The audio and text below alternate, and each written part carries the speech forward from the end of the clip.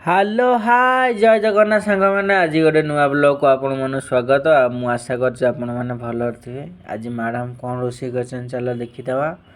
ଏଟା ହେଉଛି କୋଳଥ ଡାଲି କରିଛନ୍ତି, ତା ସହିତ ମଟର, ଗ୍ରୀନ୍ ମଟର, ବୋଇତାଳୁ, ଆଳୁ, ଛୁଇଁ ଗୋଟେ ଘାଣ୍ଟ ଟାଇପ୍ର କରିଛନ୍ତି ରୋଷେଇ। ଆଜି ଖାଇବାଟା ପୁରା ଉଡ଼ିଯିବ, ଭଲ ହେଇଛି କି ଖରାପ ହେଇଛି ଖାଇଲା ପରେ ଜଣାପଡ଼ିବ। ଏଟା ହେଉଛି ଆଳୁ ଚକୁଡ଼ା ଗୋଟେ କରିଛନ୍ତି। ଆଉ ମ୍ୟାଡ଼ାମ୍ କ'ଣ କହୁଛନ୍ତି? ମ୍ୟାଡ଼ାମ୍ କହୁଛନ୍ତି କିଛି କହିବେନି, ଆମେ ଖାଇଲେ ଆପଣଙ୍କୁ ଜଣାପଡ଼ିବ କ'ଣ ଭଲ ହେଇଛି ଖରାପ ହେଇଛି ନା କ'ଣ କହୁଛନ୍ତି। ଚାଲ ସାଙ୍ଗମାନେ ଆଉ କ'ଣ କ'ଣ ରୋଷେଇ ହେଇଛି ଆପଣମାନଙ୍କୁ ମୁଁ ଦେଖେଇ ଦେଉଛି। ମ୍ୟାଡ଼ାମ୍ ଏଠି ଭାତ ବାଢ଼ିଦେଲେଣି, ଭୋକ ବି ଲାଗିଲାଣି, ଭୋକ ଲାଗିଲାଣି। ଖାଇସାରିଲା ପରେ ଜଣାପଡ଼ିବ କ'ଣ ରୋଷେଇ ହେଇଛି, ତା ଟେଷ୍ଟ ମୁଁ ଆପଣମାନଙ୍କୁ କହିବି। ଭିଡ଼ିଓଟି ଶେଷ ପର୍ଯ୍ୟନ୍ତ ସାଙ୍ଗମାନେ ଆପଣମାନେ ଦେଖନ୍ତୁ, ଦେଖିଲେ ଆପଣ ଜାଣିପାରିବେ ୟାର ମଜାଟା। ତରକାରୀଟା କେତେ ସୁନ୍ଦର ହେଇଛି ଆପଣମାନେ ଦେଖିପାରୁଥିବେ।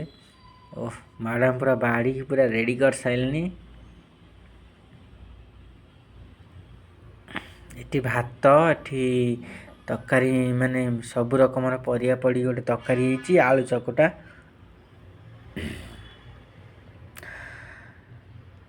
ପାଣି ଆଣି ଦେଇ ସାରିଲେଣି, ଲୁଣ। ମ୍ୟାଡ଼ାମ୍ ବି ଖାଇବେ। ଏଟା ହେଉଛି ମେନ୍ କୋଳଥ ଡାଲି କ'ଣ ଗୋଟେ କରିଛନ୍ତି। ମୁଁ କେବେ ଖାଇନି କୋଳଥ ଡାଲି, ଆଉ ତାଙ୍କର ଜବରଦସ୍ତ କଲେ ଆଉ କୋଳଥ ଡାଲି ଟିକେ ଖାଅ ଥଣ୍ଡା ଛାଡ଼ିଯିବ। ମୁଁ କହିଲି ହଉ।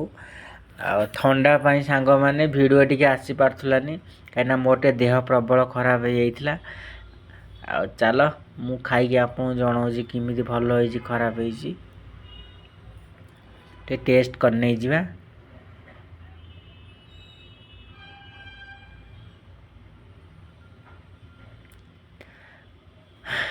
ଆଉ ଆଉ ସବୁ ଭଲ ତ ସବୁ?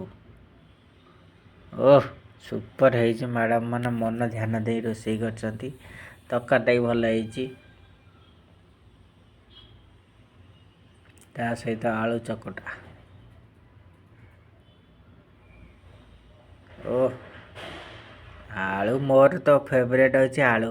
ଆଉ ଆପଣମାନଙ୍କର କେଉଁ ପରିବାଟା ଫେଭରେଟ୍ ଆପଣ କମେଣ୍ଟ ବକ୍ସରେ ଟିକେ ଜଣାନ୍ତୁ। ଆମ ଭିଡ଼ିଓଟି ଭଲ ହେଇଛି ଖରାପ ହେଇଛି ଜମା ଆପଣ କମେଣ୍ଟ କରୁନାହାନ୍ତି।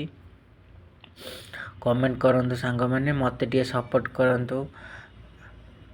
ଆଉ କଷ୍ଟ ତ କେତେ କଷ୍ଟ ଭିତରେ ଭିଡ଼ିଓ ଆପଣମାନଙ୍କୁ ବନାଉଛି ଟିକେ ମଜା ଆସିବା ପାଇଁ। ଯାହା ହେଉ, ଆଉ ଭିଡ଼ିଓଟି ଭଲ ଲାଗୁଥିଲେ ଲାଇକ୍ କରିବେ, ସବସ୍କ୍ରାଇବ୍ କରିବେ, ଆଉ କମେଣ୍ଟ କରିବା ପାଇଁ ଜମା ଭୁଲିବେନି। ପ୍ଲିଜ୍ ମୋତେ ଟିକେ ସପୋର୍ଟ କରନ୍ତୁ ସାଙ୍ଗମାନେ, ସବସ୍କ୍ରାଇବ୍ କରନ୍ତୁ। ଆଉ ଆଜି ଦିନଟି ଏଇଠି ସାରିବା, ରହିଲି, ବାଏ ବାଏ।